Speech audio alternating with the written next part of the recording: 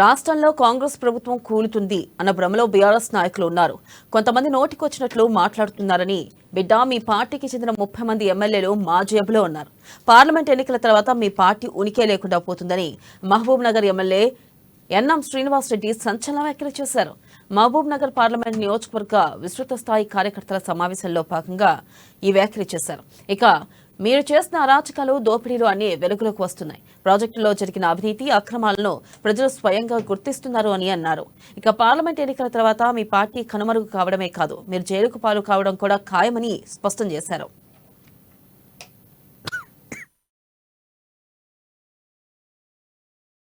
కేసీఆర్ కు, కేటీఆర్ కు, శ్రీహరికి, కడియం శ్రీహరికి, మా అన్న కాదు, కడియం శ్రీహరికి, పల్లా రాజేశ్వర్ రెడ్డి గారికి ఇష్టం ఉన్నట్టు మాట్లాడుతున్నారు కదా.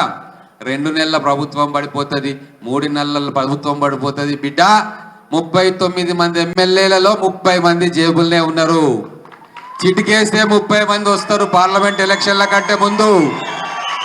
మీ పార్టీ ఉనికిని భూస్థాపితం చేయడానికే ఈరోజు కాంగ్రెస్ పార్టీకి పట్టం కట్టిరు తెలంగాణ ప్రజలు. అది గుర్తుపెట్టుకోండి.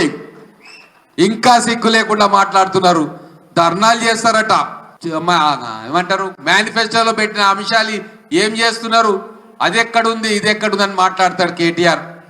కొద్దిగా నన్న సోయి ఉంటే, సిగ్గు శరం ఏమన్నా ఉంటే ఆ మేడిగడ్డకి ఏమైంది అని చెప్పి ఒక్కసారి ఆత్మావలోకనం చేసుకోవాలి.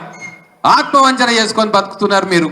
తెలంగాణకు చెందిన లక్షల కోట్ల రూపాయలు ఓ దండుగా మారి పనికి మాలిన ప్రాజెక్టులో 1,30,000 కోట్ల రూపాయలు దోచిపెట్టి గంగల ముంచి ఈ రోజు మీరు తెలంగాణ గురించి మాట్లాడుతున్నారు. మీకు సిగ్గు లేదా?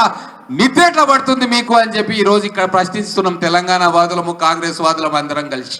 రోజు పేపర్లలో వస్తా ఉంది, మేడిగడ్డకి ఇంత పగులు వచ్చింది, 1 పిల్లర్ పోయింది, 2 పిల్లర్లు పోయినాయని.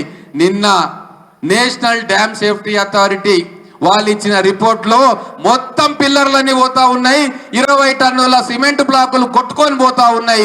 ప్రాజెక్టు కూలిపోతుంది, నీళ్లు తీయాలి, లేకుంటే కష్టము అని చెప్పి ఈ రోజు వాళ్ళు చెప్తున్నారు. కాంగ్రెస్ పార్టీ అంటలేదు. సిడబ్ల్యూసిలో మన తెలుగు అతను ఉన్నాడు, శ్రీరామ్ వెదిరే అని, ఆయన ఇంటర్వ్యూ ఇచ్చిండు, ఆయన రిపోర్ట్ చెప్పిండు. ఈనాడు పేపర్లో చూసి ఉంటారు.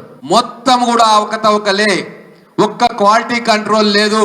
మొత్తం తెలంగాణ సొమ్మును దోచిపెట్టి కమిషన్లు, కాంట్రాక్ట్లకు కక్కుర్తి పడి ఈరోజు స్వచ్ఛమైన ప్రజాపాలన అందిస్తున్న కాంగ్రెస్ పార్టీ మీద వేలెత్తి చూపే సాహసం చేస్తున్నారు. అంటే నిజంగా